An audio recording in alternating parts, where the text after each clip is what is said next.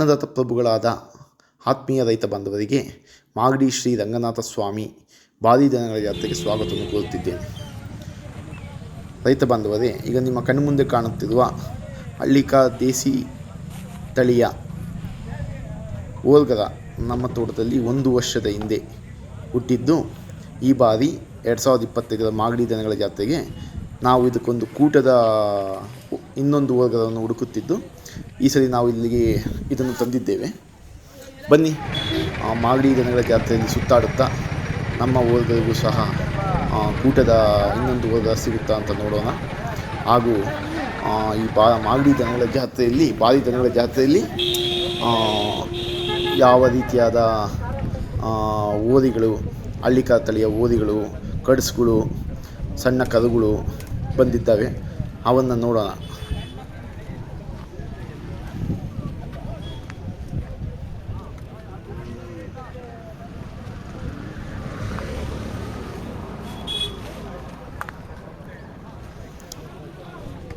ಮಾಗಡಿ ದನಗಳ ಜಾತ್ರೆ ಇತಿಹಾಸ ಪ್ರಸಿದ್ಧವಾಗಿದ್ದು, ಈ ಜಾತ್ರೆಯಲ್ಲಿ ಬಹಳ ವರ್ಷಗಳ ಕಾಲದಿಂದ ನಡೆಯುತ್ತಿರುತ್ತದೆ.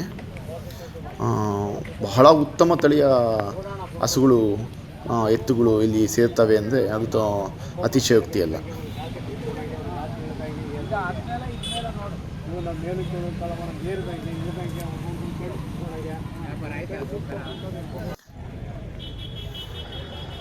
ನಾಡಿನ ಯುವಜನತೆ ಈ ಒಂದು ದೇಸಿ ಹಸುಗಳನ್ನು ಉಳಿಸಬೇಕು ಅಂತ ನಾನು ನಿಮ್ಮಲ್ಲಿ ಕೇಳಿಕೊಳ್ಳುತ್ತೇನೆ. ಕೃಷಿ ಪದ್ಧತಿಯಲ್ಲಿ ಬದಲಾವಣೆ ತನ್ನಿ, ಈ ದೇಸಿ ಹಸುಗಳನ್ನು ಮನೆಗೆ ಕಟ್ಟಿ ನಮ್ಮ ಹಳೆಯ ಸಾವಯವ ಸಂಪ್ರದಾಯದಂತೆ ಕೃಷಿಯನ್ನು ಮಾಡಿ ನಮ್ಮ ಸುತ್ತಮುತ್ತಲಿನ ಪರಿಸರವನ್ನು ಆರೋಗ್ಯಕರವಾಗಿ ಇಟ್ಕೊಳ್ಳೋಕ್ಕೆ ಈ ದೇಸಿ ಹಸುಗಳು ಒಂದು ಮೂಲ ಕಾರಣ ಅಂತ ನಾವು ಹೇಳ್ಬೋದು. ನೋಡಿ, ಮಾಗಡಿ ಸುತ್ತಮುತ್ತಲಿನ ಗ್ರಾಮಸ್ಥರು ಬಹಳ ದೂರದ ಊರುಗಳಿಂದ ಸಹ ಇಲ್ಲಿ ಬಂದು ಟೆಂಟ್ಗಳನ್ನು ಹಾಕಿ ಹಸುಗಳನ್ನು ಕಟ್ಕೊಂಡು ಈ ಥರ ಜಾತ್ರೆಯನ್ನು ನಡೆಸ್ತಿದ್ದಾರೆ. ಈ ಥರ ಜಾತ್ರೆಗೆ ನಾವುಗಳು ಬಂದು ಇವುಗಳನ್ನೆಲ್ಲ ನೋಡಿ ಮುಂದಿನ ಪೀಳಿಗೆಗೆ ನಾವು ಸಮೇತ ಏನು ನೀಡಬೇಕು, ಮುಂದಿನ ಪೀಳಿಗೆಗೆ ನಾವು ನಮ್ಮ ಜನತೆಗೆ ನಾವು ಸಮೇತ ಈ ಹಸುಗಳನ್ನು ಸಾಕಿ ಅವರ ಪೀಳಿಗೆ ಜನತೆಗೂ ನಾವು ಮುಂದಕ್ಕೆ ತಗೊಂಡೋಗ್ಬೇಕು ಅನ್ನೋದು ನನ್ನ ಆಶಯ. ನೀವು ಸಮೇತ ಇದನ್ನು ಪಾಲನೆ ಮಾಡಿ ಅಂತ ಕೇಳಿಕೊಳ್ತೇನೆ ನಿಮ್ಮಲ್ಲಿ.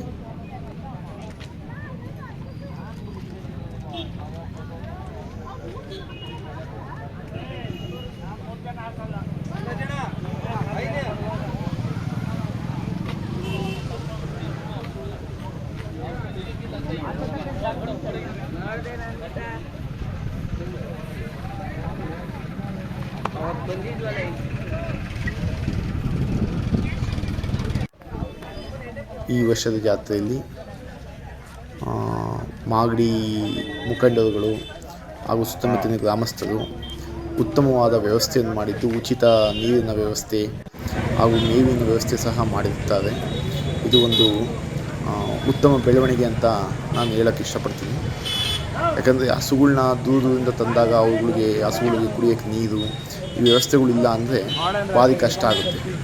ಮನುಷ್ಯರಿಗೋ ಎಲ್ಲ ಹೋಗಿ ಒಂದು ದುಡ್ಡು ಕೊಟ್ಟು ಕುಡಿಬೋದು, ಪ್ರಾಣಿಗಳಿಗೂ ಸಮೇತ ದುಡ್ಡು ಕೊಟ್ಟು ಕುಡಿಯೋಷ್ಟು ಶ್ರೀಮಂತಲ್ಲ ನಮ್ಮ ರೈತರು. ಇಂಥ ಸಂದರ್ಭದಲ್ಲಿ ಮಾಗಡಿ ಜನತೆ ಈ ಹಸುಗಳಿಗೆ ಸ್ಥಳಗಳನ್ನಾಗಲಿ ಉಚಿತವಾಗಿ ನೀರಿನ ವ್ಯವಸ್ಥೆ, ಟ್ಯಾಂಕರ್ ವ್ಯವಸ್ಥೆಗಳನ್ನು ಮಾಡಿದ್ದು ಭಾಳ ಸಂತೋಷದ ವಿಷಯ ಇದು.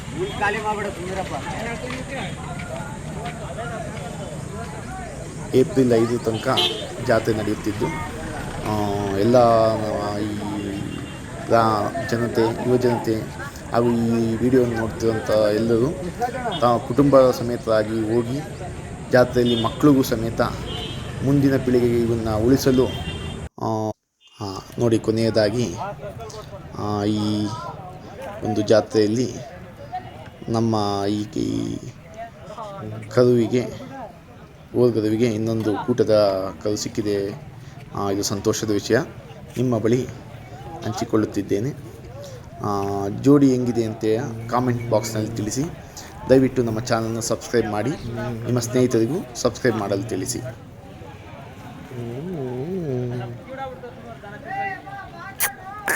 ಅನ್ನದಾತ ಕ್ಲಬ್ಗಳಾದ